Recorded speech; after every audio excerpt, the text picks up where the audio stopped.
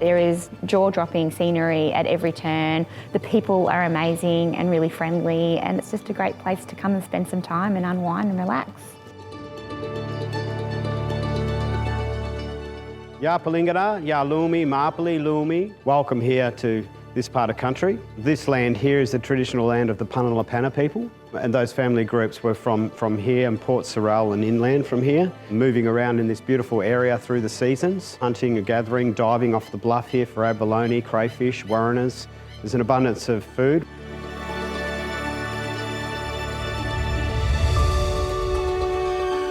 It's a fantastic place to grow grapes, but it's also a prime veggie farming country area. So there's rich volcanic soil around and a bounty of different types of producers, and they're all premium level producers. There are now a number of vineyards popping up all around us.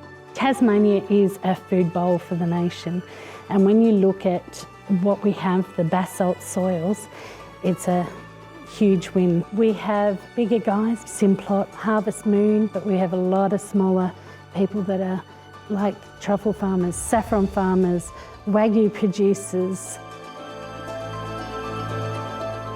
A lot of the farms, particularly the small boutique farms, are looking at ways to diversify income, particularly through agritourism. They're creating accommodation experiences that range from, say, tiny houses to glamping or B&Bs, or they're opening up a cellar door or a farm-to-plate experience.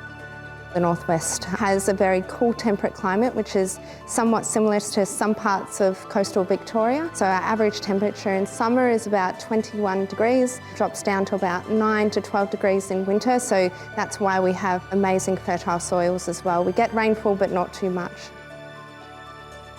The tasting trail is a plethora of different producers, from chocolates to cheese to salmon to raspberries, strawberries, wine. There's breweries, distilleries, literally you name it. And it spreads right across the north of Tasmania. And all of them have some sort of offering where tourists can come in and explore and get some insight as to how things are grown and why we do it and who we are. In April last year, our first Trail Graze event for the Tasting Trail, which was all about inviting people to come in and meet the makers and essentially inviting people behind the scenes to actually see how we do things. I just tell people to actually take their time, don't rush through it. I think people try and jam it into a weekend or a long weekend, but if they've got the time to meander their way through the region, and if the flag's out or the gates are open, then head on in, and then you just meet the most amazing people, and often they'll then refer you to the next people that are close by that you can pop into on the way as well.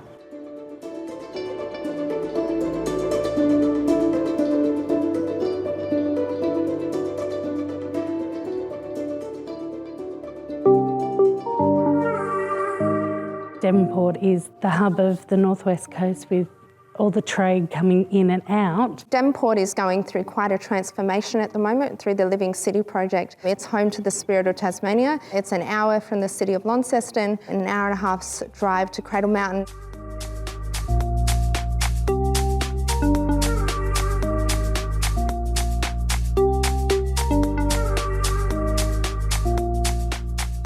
Cradle Mountain's a dolerite peak in Central Highlands of Tasmania.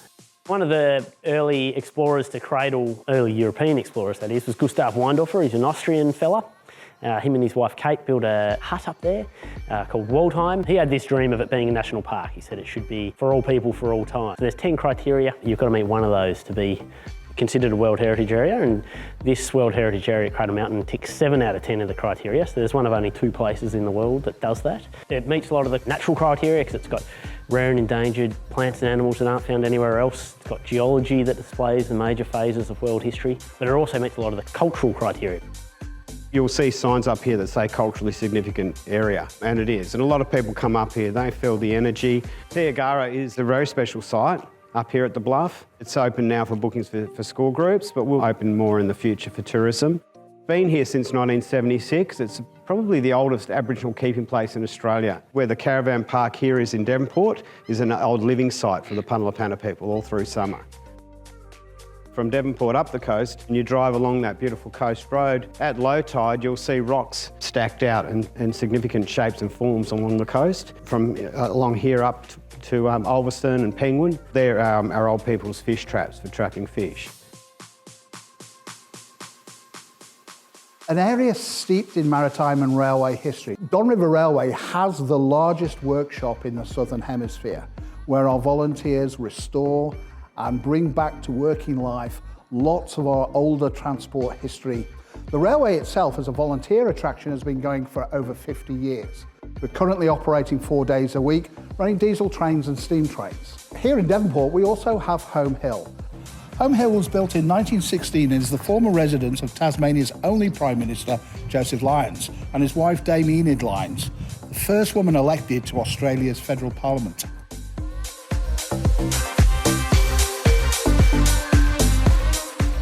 The Trove is based on the banks of the River Mersey and dates back to the 1820s, and it's the home of over 70 heritage-listed buildings.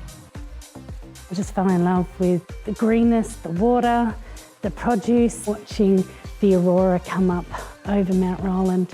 It's just one of those experiences that you'll never get anywhere else without all the noise. You've got the sea and you can drive along there through to Penguin, Ulverston, and then just a quick step out of that, you've got Forth.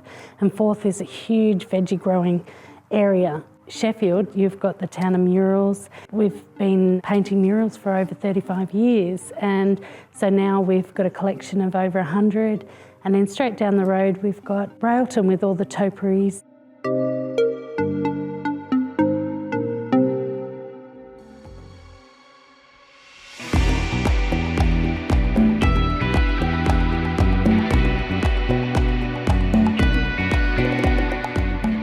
There's a lot going on in this area for adventure.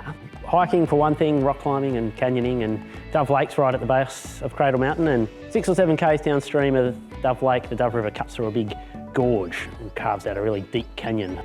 But you abseil in there, it's this amazing world full of waterfalls and natural water slides, and it's this 800 million year old rock that's really hard.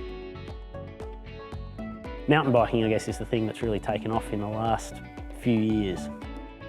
A range of new mountain biking trails along the northwest coast. So Wild Mersey has up to 70 kilometres of trails. It makes a really fabulous multi-day experience with trailheads from the townships of Sheffield, Railton and Latrobe. There is the Darra Range trails and also the Penguin mountain biking park as well. Great leisure cycling opportunity along the Coastal Pathway. The Coastal Pathway will be 110 kilometres of multi-use pathway right along the northwest. Walk lightly. Be very mindful that what you're walking on is deep culture.